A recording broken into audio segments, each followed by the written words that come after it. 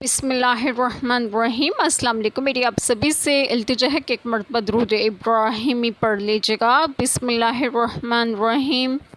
اللہم صلی علی محمد وعلی آل محمد کما صلیت علی ابراہیم وعلی آل ابراہیم انک حمید مجید۔ اللہم بارک علی محمد وعلی آل محمد کما بارکت علی ابراہیم وعلی آل ابراہیم انک حمید مجید۔ بسم اللہ الرحمن الرحیم۔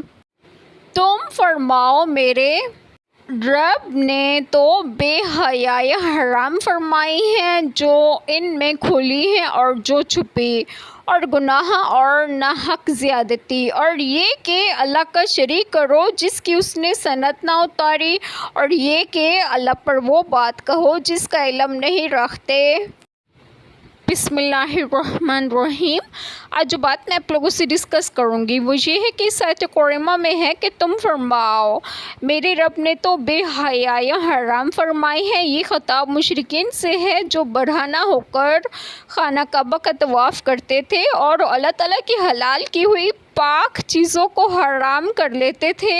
ان سے فرمایا جاتا ہے کہ اللہ تعالیٰ نے یہ چیزیں حرام نہیں کی اور ان سے اپنے بندوں کو نہیں روکا۔ جن چیزوں کو اس نے حرام فرمایا وہ یہ ہیں جو اللہ تعالیٰ بیان فرماتے ہیں۔ ان میں سے بے حیائیاں ہیں جو کھلی ہوئی ہوں یا چھپی ہوئی، قولی ہو یا فعلی، اور گناہ اور ناحق زیادتی، اور یہ حرام کیا کہ اللہ تعالیٰ کا شریک کرو جس کی اس نے صنعت نہ اتاری، اور یہ حرام کیا کہ اللہ تعالیٰ پر وہ بات کہو جس کا علم نہیں رکھتے۔ یہاں اللہ تعالیٰ نے کفار کو سخت تنبیہ کی کہ جن چیزوں کو اللہ تعالیٰ نے حرام کیا ہے ان کو تم نے حلال کر لیا، اور جن چیزوں کو اللہ تعالیٰ نے حلال کیا تھا ان کو حرام کر دیا۔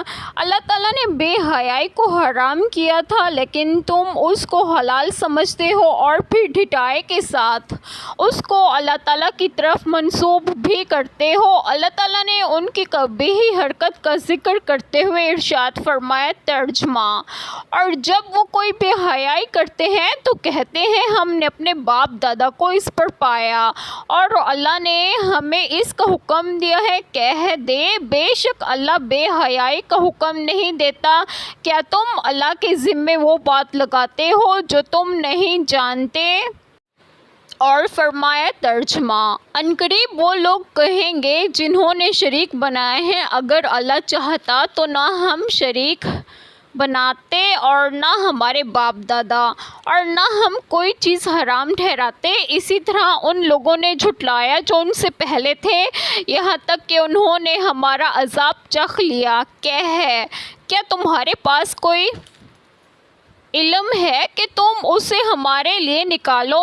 تم تو گمان کے سوا کسی چیز کی پیروی نہیں کر رہے، اور تم اس کے سوا کچھ نہیں کہ اٹکل دوڑاتے ہو۔ حضرت عبداللہ بن مسعود رضی اللہ عنہما بیان کرتے ہیں کہ رسول اللہ صلی اللہ علیہ وسلم نے فرمایا، اللہ تعالیٰ سے زیادہ غیرت مند اور کوئی نہیں، اسی لیے اس نے ظاہر اور پوشیدہ بے حیائی کی تمام باتوں کو حرام قرار دیا ہے، اور جس قدر اللہ تعالیٰ کو مداح پسند ہے کسی اور کو نہیں۔ ایک چھوٹی سی دعا جو میں ضرور کروں گی کہ اللہ تعالیٰ ہم سب کے تمام گناہوں کو معاف فرمائے اور ہمیں صراط مستقیم کی راہ پر گامزن کرے، اور آپ سب کی تمام جائز دعائیں قبول فرمائے، اور جو لوگ بے اولاد ہیں انہیں ایک اور صالحین اولاد عطا فرمائے، اور جو لوگ بیمار ہیں انہیں بھی صحت و تندرستگی عطا فرمائے، اور آپ سب کو آپ کے گھروں میں خوش و خرم رکھیں اور صحت و تندرستگی بھی دے۔ آمین۔ جزاک اللہ خیر۔